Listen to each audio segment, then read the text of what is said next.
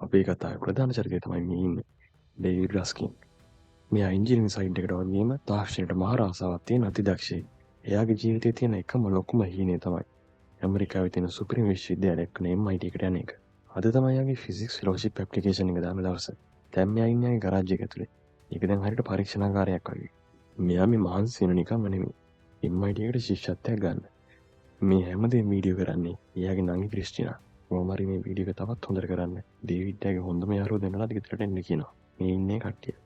මේ ඩ්‍රෝන් එක තමයි ඩේවිඩ්ගේ ප්‍රොජෙක්ට් එක විදිහට හදලා තියෙන්නේ. ඒකෙන් වෙන්නේ අත්වලින් කරන චලනයන් හඳුනාගෙන ඒ විදිහට මේ ඩ්‍රෝන් එක වැඩ කරන එක. වැඩේ මේ විදිහට හරියම ලස්සනට සාර්ථක වෙනකොටම ඩේවිඩ්ගේ යාළුවෙක්ගේ ෆෝන් එකකට කරන කෝල් එකක් ඉඳ ඔක්කොම අවුල් වෙනවා. ඩ්‍රෝන් එක කනෙක්ට් කරලා තිබුණු Wi-Fi ඩිස්කනෙක්ට් වෙලා අන්තිමට ඩ්‍රෝන් එක කඩාගෙන වැටෙනවා. කොහොමරි වැඩේ මුලින්ම සාර්ථක වුණ හින්දා මේ උත්සාහය සාර්ථකයි කියලා හිතලා ඉතින්ම ඩේවිඩ් වීඩියෝ නවත්තනවා. මේ විදිහට තමයි ෆිල්ම් එකට ආරම්භයක් ගන්න. ඉතින් අපි බලමු ඩේවිඩ් MIT එකට සිලෙක්ට් වෙයිද? මේ යාළුවෝ කට්ටිය කාලතරණයට සම්බන්ධ වෙන්නේ කොහොමද? සහ ඒකෙන් ඒගොල්ලෝගේ ජීවිත මොන වගේ විදිහට වෙනස් වෙයිද? සහ ඒගොල්ලෝ මේ වගේ දෙයක් කරන්න හේතුව මොකද්ද කියලා. මම දන්නවා ඕගොල්ලෝ මේ වෙනකොට එක එක විදිහට ටයිම් බර් ෆිල්ම් බලලා ඇති. ඒකට විශ්වාස කරන්න. මේක වෙනස් විදිහේ ෆිල්ම් එකක්. ඒකට හේතුව තමයි මේ ෆිල්ම් එක පුරාටම තියෙන කුතුහලයක්. වගේම පුදුමාකාර අභිරහසක්. සාමාන්‍ය හයිස්කූල් ළමයිට කියලා කරපු වැඩක් හින්දා එයාගේ බය කුතුහලය යාළුකම් වගේ දේවල් අපිට හොඳටම දැනෙනවා. ඉතින් අද මේ අරගෙන වෙලා තියෙන ප්‍රොජෙක්ට් ඇනවනෙක් කියන ෆිල්ම් එක අපි යමු වෙන වීඩියෝ එකට. මේ තමයි සිනමැටික් කේජ් ෆිල්ම් රීකැප්.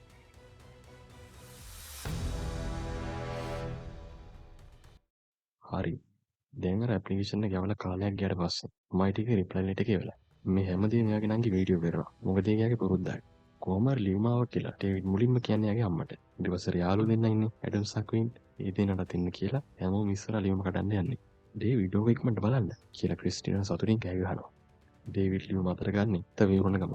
මොකද මේ ලියුමෙන් එයාගේ ජීවිතේ වෙනස් වෙන්න පුළුවන්. ලියුම ඉරලා බලනකොට ඩේවිඩ් බලාපොරොත්තු වෙන තරේ තමයි තියෙන්නේ. ඕව සිලෙක්ට් වෙලා. එයාගේ අම්මා වගේම යාළුවෝ සතුටින් කෑ ගහනවා. ඒත් ඒ සතුට වැඩි වෙලාවක් නම් තිබුණේ නැහැ. ඩේවිඩ් තව ටිකක් ලියුම කියවගෙන යනකොට එයා දකිනවා. ඔයාලට සම්පූර්ණ ශිෂ්‍යත්වෙම දෙන්න විදියක් නැහැ. ඒකෙන් කොටසයි දෙන්න කියලා තියෙන එක. ඉතින් ඒ වෙලාවේ මෙයාලගේ තිබුණු සතුට නැති වෙලා යනවා. බලාපොරොත්තු සුන් වෙනවා. දැන් අයියට කැම්පස් එකෙන් ගාව සල්ලි දෙන්න කොහොමද කියලා. ක්‍රිස්ටිනා යාළුවගේ අම්මගෙන් අහන තැන මේ සීන් එක කට් වෙලා යන්නේ අරගේ ඉස්කෝලේ.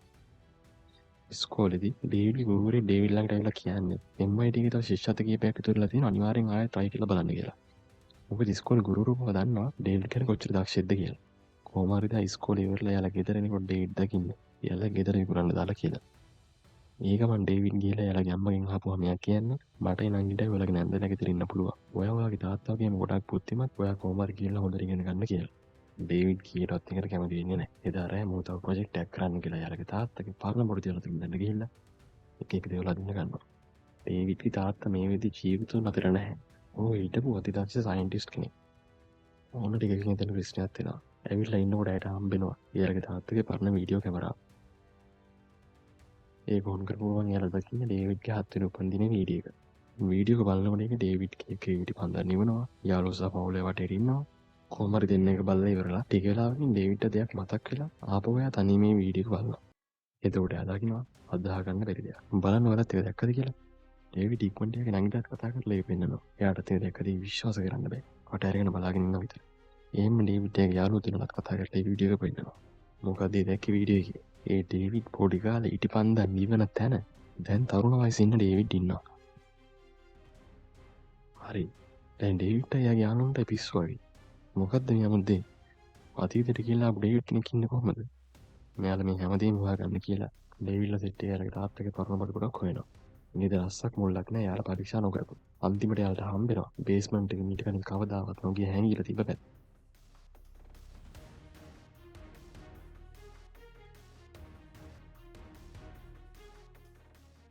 ඒ කාමරේ තිබුණා ලොක් කරපු ලොකු ලෝහ පෙට්ටියක්. ඒක ඇතුලේ මොනවද තියෙන්නේ කියලා කාටවත් කිසිම අදහසක් නෑ. යාලා ඒක පරිස්සමෙන් අරලා බලනවා. ඇතුලේ මොනවද බඩු ගොඩක් තියෙනවා. ඒත් එක්ක මෙයාලට හම්බෙන අමුත්තයක් තියෙන ලිවිල්ල. ප්‍රොජෙක්ට් ඇල්මනැක්. ඒක දැක ගමන් ගැටම කියනවා. මචං ඔයාලගේ තාත්තා මොකක් හරි ලොකු දෙයක් කරලා තියෙනවා. ආවත් එතන හොයනකොට එයාලට හම්බෙනවා බ්ලූප්‍රින්ට් ගොඩක්. ඒ වගේම නෝට් රාශියක්. ඒ අතර එක නෝට් පොතක තිබුණු අමුතුම දෙයක් එයාලට හම්බෙනවා. ඒකේ ලියලා තියෙන කාලතරණ මූලාකෘතිය කියලා. එයාලට මේ විශ්වාස කරන්නත් අමාරුයි. ඒත් ඒ හැම දෙයක් ඩේවිඩ් තාත්තගේ අත්අකුරින්ම ලියලා තියෙනවා. භාගයක් හදලා තියෙන මැෂින් එක දිහා බලන් ඉන්නකොට එයාලට තේරෙනවා එයාලට ඉතිහාසය වෙනස් කරන්න පුළුවන් වෙන්නේ යනවා කියලා. ඔන්න මෙතනින් පස්සේ මෙයාලා මුලින්ම කරන්නේ කඩේට ගිහිල්ලා ප්ලෑන් එකේ තිබුණ විදිහට මේ මැෂින් එක හදන්න ඕන කරන කඩෙන් ගන්න පුළුවන් මොන ටික ඔක්කොම ගන්න එක. ඊළඟට ඔක්කොම පිළිවෙලට තියලා සෙට් කරනවා.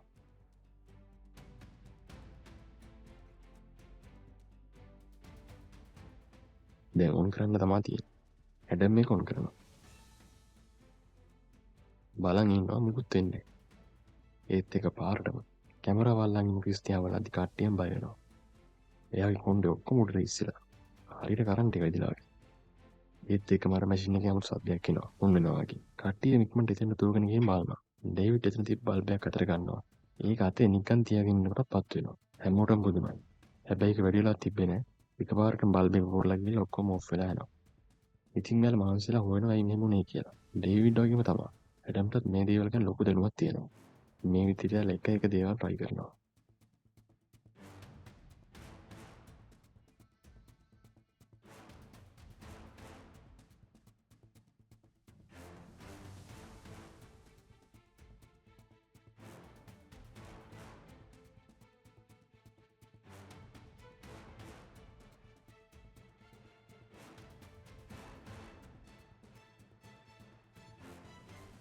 ඔන්න එහෙම කරන ගමන් ඉන්නකොට එතන තිබ්බ කෑන් වගේ පුපුරලා වතුර වගේ දෙයක් ඩේවිඩ්ගේ ඇඟට ඉස්සෙලා ෂර්ට් එකේ පැනනවා කිටිනවා. අන්න එතන තමයි සුපිරි ඩිස්ට් එක තියෙන්නේ. අර කලින් වීඩියෝ එකේ ඩේවිඩ්ගේ ෂර්ට් එකේ ඒ විදිහට පැනලමක් තිබ්බා. මෙයාට 100% තහවුරුනවා එයාලට ඇත්තම කාලතරණය කරන්න පුළුවන් වෙනවා කියලා. ඒත් තාමත් වැඩි හරියටම කරන්න කොහොමද කියලා මෙයාලට ඒක තේරෙන්නේ නැහැ. මොකද්ද මදි? ටික වෙලාවක් කල්පනා කරලා බලනකොට එයාලට තේරෙනවා හයිඩ්‍රජන් තමයි කේස් එක කියලා. ඒත් ඒ වගේ දේ ලේසියෙන් හොයාගන්න බෑනේ. ඒකට මෙයාලා කරන වැඩේ නම් ටිකක් අවදානම්. රෑ වෙලා වරෙන් එයාලා ඉස්කෝලේට පැනලා එතන තියෙන රසායනාගාරයෙන් එයාලට ඕන හයිඩ්‍රජන් ටික හොරගම් කරනවා.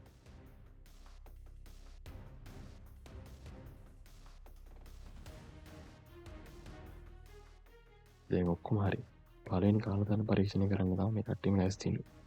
ඒකට යාලා මුලින්ම කාලේ හරහා යවන්න තෝරගන්නේ පොඩි සෙල්ලම් කාලයකට. ඔක්කොම සිටික ලොන් කරපු ගම ආයෙත් අසාර්ථක වෙනවා. හේතු විදිහට යාලා හොයාගන්නේ එයාලගේ මොන බැටරි පවර් කූල් මදි කියලා. ඒකට මොකද්ද කරන්නේ කියලා බලන ගමන් ඉන්නකොට ඩේවිඩ් දකින්න එළිය පාටි එකක් තේනවා කියලා. එතන නාකර තියෙන ඩේවිඩ්ගේ යාළුවෙක්ගේ කාර් එකක් දකින්න ඩේවිඩ් මොරින් ඒ කාර් එකේ බැටරි එකෙන් පවර් එක අරගෙන ආයෙත් ඒරගේ සෙටප් එක ඔන් කරනවා. ඒක වැඩ කරගෙන වගේ ඉතින්ම කාර් එකේ අයිතිකාරයා යාළගේ පොට් එකට එනවා. මෙයාගේ නම තමයි ජෙසි. මෙයා ඇත්තටම ඩේවිඩ්ගේ ස්කෝලේ ක්‍රෂ් එක. ඩේවිඩ් දුවර ගිහලා යවත් අරගෙන ඇවිල්ලා පාත් වෙලා බලාගෙන ඉන්නවා මොකද්ද වෙන්නේ කියලා. ජෙසි නම් කලබලලා වගේ තමයි පේන්නේ.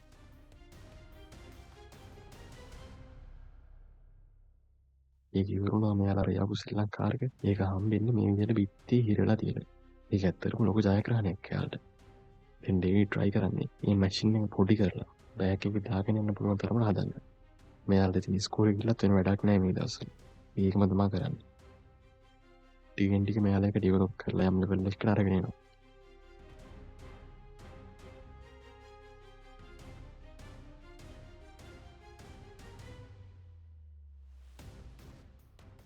ඊළඟට ඩේවිඩ් තනියම මේක try කරලා බලන්න තමයි යන්නේ. මොකද තාම පන්න තියෙන කිසිම දෙයක් කාලය හරහා යවලා ටෙස්ට් කරලා බලලා නැහැනේ. ඒත් එයාගේ යාළුවෝ කියනවා ඔයා තනියම යන්න ඕනේ නැහැ. මේ හැම දෙයකටම මම පිටුවත් එක්ක මුල ඉඳලා හිටියා. ඒ හින්දා ඔයත් එක්ක මේ හැම දෙයකටම අපි අවසාන වෙනකන් ඉන්නවා කියලා. එයාලා හැමෝම එනවා ඩේවිඩ් එක පළවෙනි ජම්ප් එක කරන්න. ඒත් ඒ මාවට ටිකක් කලබලලා ඉන්නේ හැමෝම. මොකද මේකෙන් මොකක් වෙයිද කියලා කාටවත් කියන්න බෑනේ. අර වීඩියෝ එකේ ඉන්නවනේ එක්කෙන් ඩේවිඩ් විතරයි. කොහොම හරි අන්තිමට එක මේ විදිහට රොන් කරනවා.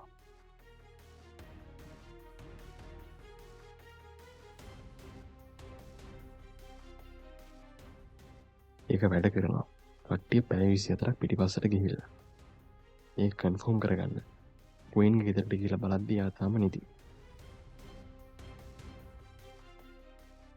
එයාලා එහෙම ඉන්නකොට ටිකකින් නිදාගෙන හිටපු එයාට හැරෙනවා. එතන වෙනදී තීරුම් ගන්න මෙයාලට බැරි හින්දා කට්ටියම කලබලලා දුවගෙන ගිහිල්ලා ආපහු හිටපු කාලෙටම යනවා. ඒ වුණ සිද්ධියත් එක්ක මේක ටෙස්ට් කරන්න වගේම ටයිම් ට්‍රැවල් කරන්න නීති වගේක් කියලා කතා වෙලා එයාලටම දාගන්නවා. පළවෙනි එක කවදාවත් තනියම ටයිම් ට්‍රැවල් කරන්න බෑ. දෙවෙනි එක අතීත සිදුවීම් වලට ඒ කියන්නේ ඇබ්සලූට් පොයින්ට් කියලා කියන්නේ ඒවට මැදිහත් වෙන්න බෑ. තුන්වෙනි එක අතීතයේ ලොකු වෙනස්කම් කරන්න බෑ. මේ තුන තමයි මූලික වශයෙන් යාලා නීති විදිහට දාගන්නේ. කොහොම හරි දැන් වැඩේ හරි. මෙයාලා මුලින්ම ජම්ප් එක කරන්නේ වින්ට හරියට කරගන්න බැරි වුණ ටෙස්ට් එකක් පාස් වෙන්න උදව් කරන එක. ඊළඟට යාලා ලොතරැයියා දිනුවා. හැබැයි මෙතන මේගොල්ලෝ මේ මූණ එල්ලගෙන ඉන්නේ. පොඩි යංක වගේ අප්පර්ලගෙන ලොකු තෑග්ගෙන් පොඩි කෑල්ලක් ඉදින්නේ. කොහොම හරි දිනපු සල්ලි කට්ටිය බෙදා ගන්නවා. දැන් ඩේවිඩ් ගියා සල්ලි ටික අම්මට දෙනකොට කුයින් ගිහලා සුපර් කාර් එකක් ගන්නවා. ඒ විතරක් නෙමෙයි. එයා මුළු ඉස්කෝලේටම කෑම බියර් ගෙනල්ලා දෙනවා. හැමදේම ඉතාම හොඳට වෙනවා. කිසිම ප්‍රශ්නයක් නැතුව.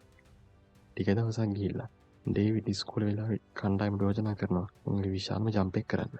ඒ තමයි මාස 3කට කලින් චිකාගෝ වල තිබ්බ ලොකුම මියුසික් ෆෙස්ටිවල් එකක් බලන්න යන්න. එහෙම කියලා මැෂින් එක ඔන් කරන ඩේවිඩ් කට්ටිය එක්කගෙන යනවා. ඉවෙන්ට් එක මිනිස්සුන්ගෙන් පිරීලා. මොකද ඒක ඒ තරම් ජනප්‍රිය ඉවෙන්ට් එකක්. මේ අතර ඩේවිඩ් ජෙසිව පුදුම කරන්න හිතාගෙන අනාගතේ දැනුම් පාවිච්චි කරලා උන්ට VIP බෑක්ස්ටේජ් ටිකට් එකක් ගන්නවා.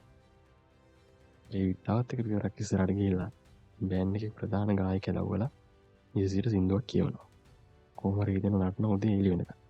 මේකේ දෙන්නගේ ජීවිතේ හොඳම රාත්‍රියකින් එකක්. ඩේවිඩ් සතුටින් පීරලා ඉතිරලා ගිහිල්ලා ඉන්නේ. හැමදේම එයාට ඕනේ විදිහට බලාපොරොත්තු වෙන විදිහට සිද්ධ වෙනවා.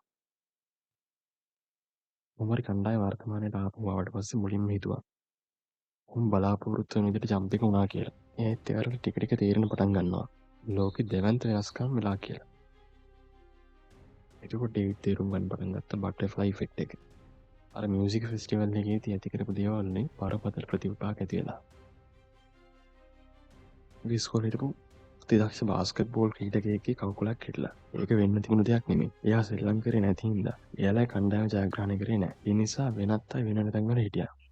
එයාලා ෆයිනල් මැච් එකට ගියපු නැති හින්දා ෆයිනල් මැච් එක බලන්න හිටපු ළමයිගේ තාත්තා කෙනෙක් ඉඳලා ෆයිනල් මැච් එක බලන්න ගියේ නැහැ. ඒ හින්දා එයා පදවපු ගුවන් යානේ කඩාගෙන වැටුණා. ඒසොරටම කියන්නේ මේක අපි කරපු දේවල් නිසා වෙන්නේ මේක දිගටම පැතිරෙනවා කියලා. කණ්ඩායම බය වෙනවා. කොයිසා ක්‍රිස්ටියානා කියනවා උන් ආපහු ගිහිල්ලා ඉවෙන්ට් එක සම්පූර්ණයෙන්ම ගන්න ඕනේ කියලා. ඩේවිඩ් ඒකට කියනවත් කැමති වෙන්නේ නැහැ. ඕක ගැන අපිට කරන්න බෑ කියලා. මොකද ඔහෙම කියන්නේ. ඔය ජෙසි හදාගත්ත මතකයක් නැති කරගන්න ඕනේ නැති හින්දා. ඒ වුණාට එයා දන්නවා. උන් කරපු දේවල් පාලනයෙන් පිට ගිහිල්ලා තියෙන කියලා. මේ වෙනකොට ඩේවිඩ් පිස්සු හැදිලා වගේ වැඩ කරන්නේ. එයාට හිතෙන විදිහට ජම්ප් කර බලනවා. අර ඉවෙන්ට් එකට යන එක වෙනස් කරන්න නැතුව හැමදේම හරි ගස්සන්න පුළුවන්ද කියලා. මේකෙන් වෙන්නේ දේවල් තවත් දරුණු වෙන එක විතරයි. ඩේවිඩ් එක ජම්ප් එක කරලා ආපහු ඇවිල්ලා බලනකොට එයා දකින්නේ ඇඩම් හොස්පිටල් එකේ ඉන්නේ කියලා. ඒකට හේතුවවත් ඔහු දන්නේ නැහැ. කොහොම හරි ජෙසි අන්තිමට දැනගන්නවා ඩේවිඩ් කාලේ වෙනස් කරලා තියෙනවා කියලා. ඒ ඉවෙන්ට් එක විතරක් නෙමෙයි. ඕන් අතර තිබුණු මොහොතවල් පවා ඔහු වෙනස් කරලා කියලා ඒ දැනගන්නවා. ඒකෙන් එයා හිතට ඉන්නවා.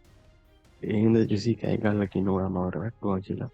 එනවත් එක්කම ඇයි හතුරු දන් වෙලා යනවා. මොකද එයා ටයිම් ලයින් එකේ නැගිලා ගිහිල්ලා. මේකට තමයි ඩේවිඩ් තේරුම් ගන්නේ එයා ටයිම් ලයින් එකත් එක්ක සෙල්ලම් දැම්ම වැඩි කියලා. ඔහු තීරණය කරනවා ටයිම් මැෂින් එක විනාශ කරලා දාන්න. මේත් එක්කම පොලිසියෙන් ඩේවිඩ් හොයාගෙන ජෙසිගේ අතුරුදහන් වීමට. පොලිසිය එන්න කලින් ජම්ප් එක කරන්න හැදුවත් ඔහු ළඟ තිබුණු හයිඩ්‍රජන් ඉවරයි. ඔහු මේ විදිහට පොලිසියෙන් බේරලා දුවනවා. මොහොර ඩේවිඩ් එම දුවලා ගිහිල්ලා ඉස්කෝලේට ගිහිල්ලා ආපහු හයිඩ්‍රජන් ටැංකියක් හොරකම් කරලා මේ විදිහට අන්තිම ජම්ප් එක කරනවා. මේ ජම්ප් එක කරන්න ඇගේ හත්තින උපන්දින දවසට. උන්ගේ තාත්තාම ජීවිත මතර හිටපු කාලෙට.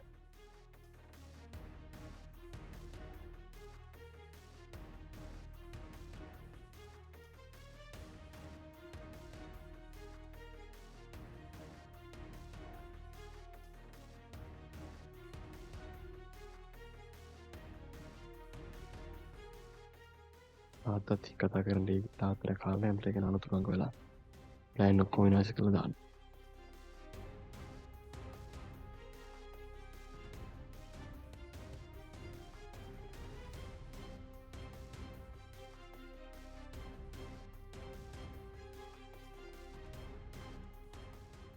ඒ හින්දා ආපහු කාලේ රීසෙට් වෙනවා.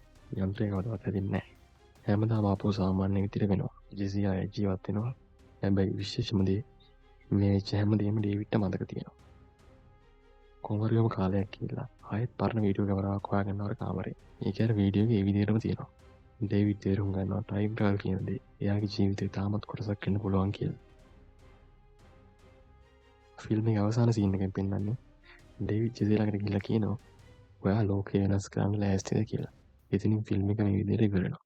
ඉතින් ඔයාලා මොකද්ද මේ ෆිල්ම් එක ගැන හිතන්නේ? අනිවාර්යෙන් මේ වීඩියෝ එක දාලා ලයික් එකක් දාන්න, කමෙන්ට් එකක් දාන්න. අපි එන ඊළඟ වීඩියෝ එකකින් හම්බෙමු.